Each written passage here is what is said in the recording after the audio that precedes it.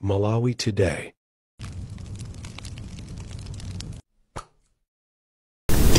Madzulo bwino ndipo ndi nthawi ya nkhani mwa tsatanetsatane ndipo kupatsirani ndine Eric Nsigiti kwa poyamba nayi mitu yake. Mabungwe alangiza boma latsopano kuti lisanyozere ndemanga za mbali zosiyanasiyana pamene layamba kutumikira Amalawi. Mmodzi wa mamembala a Malawi Congress MCP Alex Major walemba kalata yofunsa akuluakulu a chipanichi kuti achititse msonkhano waukulu. Mu nkhani zina anthu okhala ku Mzuzu auza khonsolo ya mzindawu kuti azifunsa kaye maganizo isanapange ziganizo zokhudza miyoyo yawo. Tili ndi izi ndi nkhani zina zambiri tati ndikhale limodzi.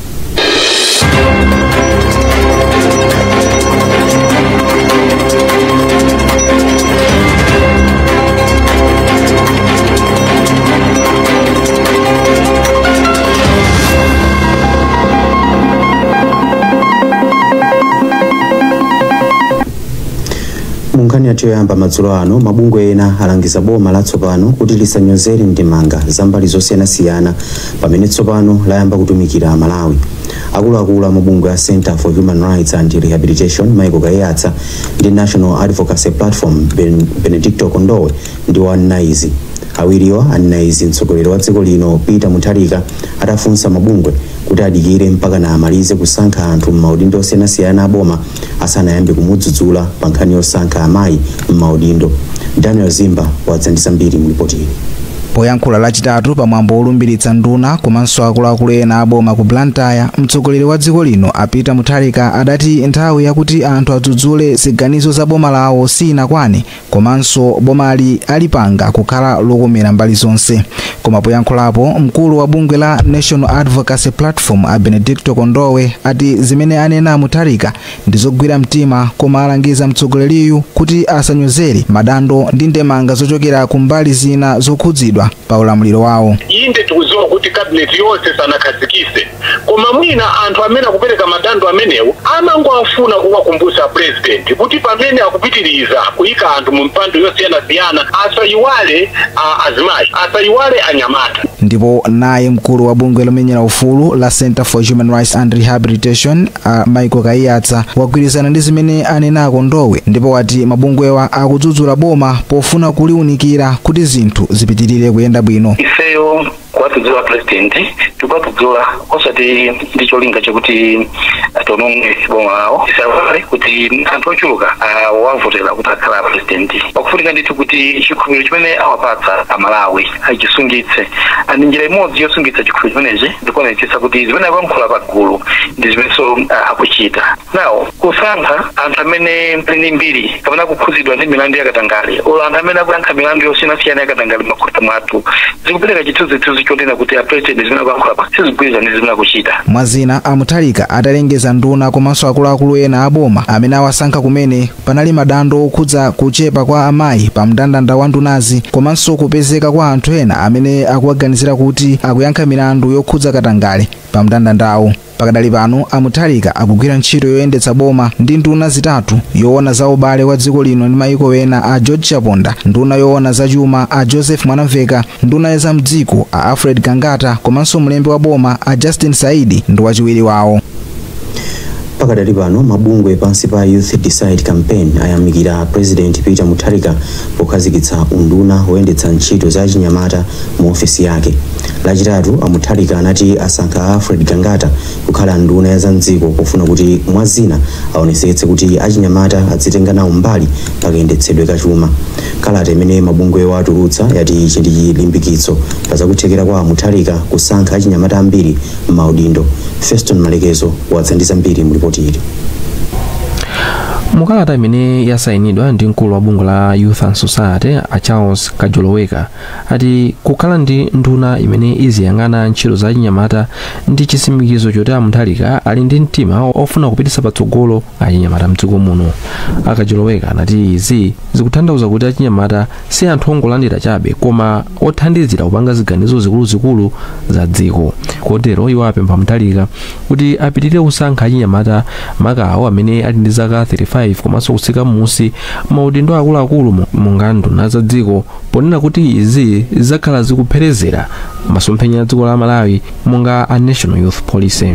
Timafunanso ndithu talimbikitsa president kuti inde takagangata komano ndithu pali maudindo ena ambiri amene akubwera osati mu cabinet mokhamu iya komanso maparastate osiyana-siyana mboma tikufuna mmene momonso ndithu mulowa achinyamata ambiri mu cabinet omwe ikubwerayo mukhale ndithu achinyamata ambiri cholinga chakuti tionetse ndithu kuti achinyamata awa sikuti chabenda athu kuti angopindula ndi boma komanso ndithu ndi anyamata oti nali ndi utsogoleri otatha kutsogolera nthambi za boma komanso kusoga chitukuko madera osiyana-siyana tapase mpata achinyamata amene wawa ndi mmene ayambiramu ndithu ayamba bwino kwambiri. Poyankhula pamwambo olumbiritsa nduna za boma komanso ena mwa akuluakulu ogwira ntchito mboma ku Blantyre lachitatu Mutharika anati cholinga chawo ndi kufunitsitsa kuti achinyamata akuthandizira pa chitukuko cha dziko la Malawi. Mbuyomu mabungwewa anati ali ndi chikhumbokhumbo chofuna kukumana ndi Mutharika kuti akawauze za masomphenya awo ochokera chaka cha 2025 kufika chaka cha 2030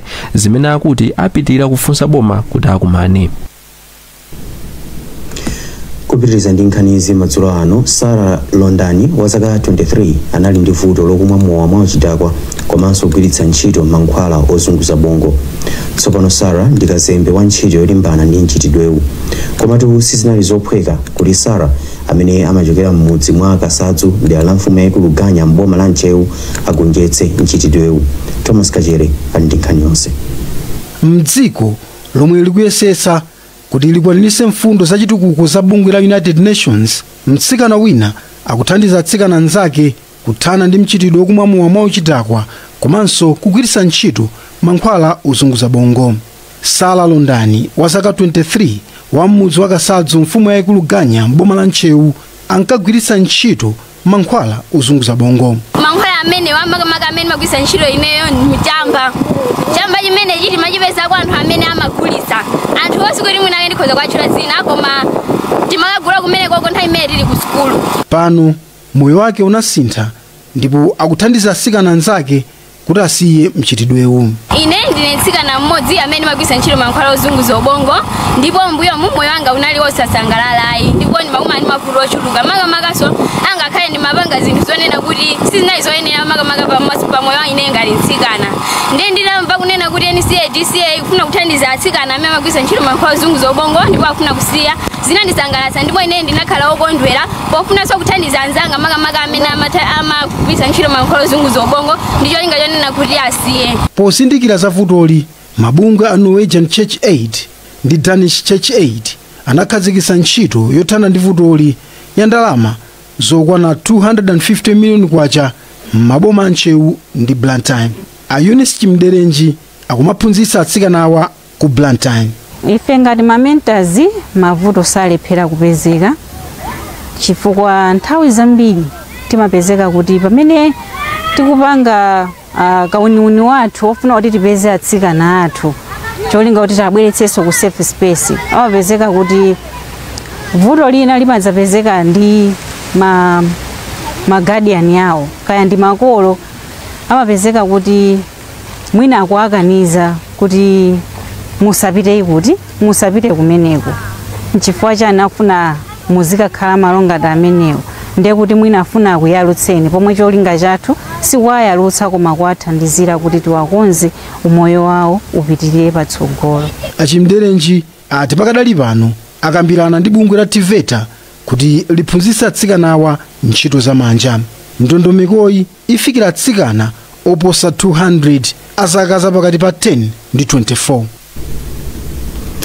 Mmodzi wa mamembala a Malawi Congress MCP Alex Major walemba kalata yofunsa akuluakulu a chipanichi kuti achititse msonkhano waukulu.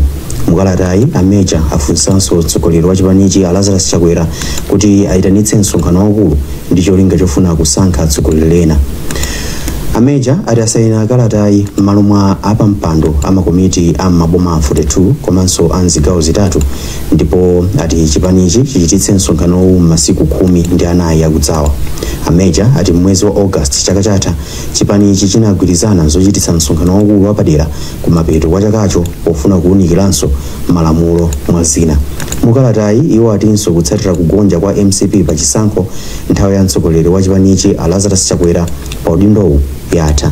Times inafunsa ndemanga kuchokera kwa ofalitsa nkhani ku chipanichi a Jessica Bwira omwe anati ayankhulapobe. Anthu ena okhala ku Mzuzu auza khonsolo ya mzindawu kuti izifunsa kaye maganizo awo isanapange ziganizo zokhudza miyoyo yawo. Pempho liladza khonsoloyi itakweza misonkho imene anthu amapereka akamanga nyumba ndi zina. Khonsoloyi yakweza misonkhoyi ndi 33 kwacha pa 100 kwacha iliyonse komanso 19 kwacha pa 100 kwacha iliyonse. Sam Kalimira ali mu mzinda wa Mzuzu. Ena mwa anthu okhala mu Mzuzu akuona ngati khonsolo sidafunse anthu mochuluka asanapange ganizo lokweza misonkho imene anthu amapereka kamba kamalo kapena nyumba zomwe ali nazo mu mzinda wa Mzuzu. Mmodzi mwa anthu okhala mu mzinda wa Mzuzu apita Mumba anati ngakhale kukweza misonkho zili m'malamulo a khonsolo pali kuthekera kunena kuti mwina khonsolo singakwanitse kutolera ndalama zokwanira kamba kuti anthu ena akuona ngati adzidzimutsidwa. Amumba anena kuti khonsolo ya Mzuzu iyambe kaye kumapereka zinthu zofunikira kwa anthu okhala mu mzindawu kuti zizigwirizana ndi kukweza kwa misonkhoyi. Apeze njira zenizeni zoti atapanga konzati kuti anthu apereke maganizo awo bwinobwino fo pomwe tionena kuti ngati Mzuzu anthu ambiri omwe azilipira zimenezi mafia amenewo mpeza kuti sanda kumane nawe yayi akumana ndi anthu omwe besalipira zimenezi ndimene akumana nawo anthu oteriwa. Mkulu wa bungwe la Association of Real Estate Agents mdziko muno Aken Msonda posudapa adanena kuti ganizo la khonsolo ya Mzuzu yokweza ina ya misonkho mu mzindawu adachita asadawafunse iwowa komanso anthu ena okhala mu mzindawu. Koma pothapo ndemanga pa izi mneneri wa khonsolo ya Mzuzu a McDonald Gondwe anatsindika kunena kuti khonsoloyi idafunsa atsogoleri komanso anthu ochuluka pa ganizo lokweza misonkhoyi yomwe akuti idayamba mwezi wa Epulo chaka chino. Mauthenga amene takhala tikupereka mawayilesi pa Facebook pathu komanso ma social sites ena na newspaper komanso tinapanganso maposta osiyanasiyana anthu amene akuti azigwiritse ntchito makamaka nthawi imene akulandira mabilo atsopano okhuza ma city rates. Malingana ndi malamulo ku khonsoloyi amayenera kuti adzikweza misonkho ya anthu omwe ali ndi nyumba sitolo ndi zina mu mzinda wa Mzuzu pakatha zaka zokwana 10. Nkhanizi zikufikani kuchokera kuno ku Times Television TTV. Tibweranso ndi nkhani zina zambiri, takhalani pomwepo. Takulandirani kupitiriza nkhanizi madzulo ano. Akuluakulu ku sukulu ya ukachenjede ya Eastern and Southern African Management Institute alimbikitsa ophunzira akale apa sukuluyi kuti apange gulu. Mkulu wa sukuluyi Profesa Joseph Mumba wati gululi lingathandize ophunzira kuti azikambirana nkhani zosiyanasiyana zopititsa patsogolo ntchito zawo. Amumba ayankhula izi pamwambo wapadera umene sukuluyi inakonzera ophunzira akalewa. Mmawu ake mmodzi wa ophunzirawa ama Cloud Kadammanja anati maphunziro a Executive MPA omwe esami imapereka ndi apamwamba. Zimene timaphunzira zinthu zambiri utokhala ndi degree yoyamba koma ngati sungapange Executive MBA imene imodzi mwa iyo ngati ya esami imene timayiona kuti imakhala ndi zinthu zambiri umapeza kuti zinthu zambiri zinasumatha kuzidziwa. So ngati manager komanso pomaganizira ntchito zimene timagwira kumafuna munthu uzidziwa kuti nkhani zachuma zimayenda bwanji komanso kuti tipange chitukuko tingatsate njira zake ziti zinthu zambiri komanso kuti tipange kafukufuku ukhola kupanga bwanji komanso kuti chitukuko chiyende bwino njira zake zimene tingatsate ndi zitizo. Ndikuti tingati makosi kapena kuti masubject ambiri amene amathandiza konena kuti munthu umafikapo kuti tsono wakhwima ngati manager kuti utha kutsogolera azinzako mabwinobwino chifukwa chonena kuti umakhala kuti tsopano pafupifupi chilichonse chimene amapanga azinzako amene ukuyang'anira umakhala kuti iwenso sukulu unapitako. Bungwe lolimbikitsa ufulu wa anthu othawa m'mayiko awo pa zifukwa zosiyanasiyana la Inua Advocacy lachita mgwirizano ndi bungwe la atolankhani m'dziko muno la MISA Malawi. Akuluakulu ati mgwirizanowu ulimbikitsa luntha pamomwe atolankhani amalembera nkhani zokhudza anthu othawa kwawo. mkulu wa Inua Advocacy apatsa Mangwana Mhango watinso mgwirizanowo ulimbikitsa kutsatira bwino nkhani za anthu omwe akukhala m'misasa. Amhango akuyankhula ndi mtolankhani wathu Rebecca Chinjeka. Ifeyo ngati bungwe chimene tikufuna tiona ndikunena kuti nkhani zokhudzana ma refugees zomwe pafupi zimatha kukhala kuti zimafotokozedwa mwina munjira ina imene mwina zinthu zisalili itha kuti ithetsedwe. Chachikulu ndichonena kuti anthu pena tikakamba za ma refugees sitimamvetsetsa kwenikweni zimene zimatha kubweretsa mipungwepungwe kapena misokonezo pakati pa ife Malawi komanso ndi anthu amene ali ama refugees. Ndetu kukhulupirira kuti ubalo umene tayambawo utithandiza kuti tikathe kuwafikira anthu amene mwina tikakamba za ma refugees amatha kuzimvetsetsa kuti akathe kudziwa kuti kodi tikana refugee ndikani. Ndipo mmawu wake wapampando wa MISA Malawi Gordon Matonga wati mgwirizanowu ulimbikitsa atolankhani kupatula kuteteza ufulu wa anthu othawa kwawo. Chiro imene amagwira iwowa inuwayo oyang'anira kuti maufulu a anthu amene anabwera dziko muno kamba ka zifukwa zosiyanasiyana othawa kwawo ndi nkhani yofunikira kwambiri.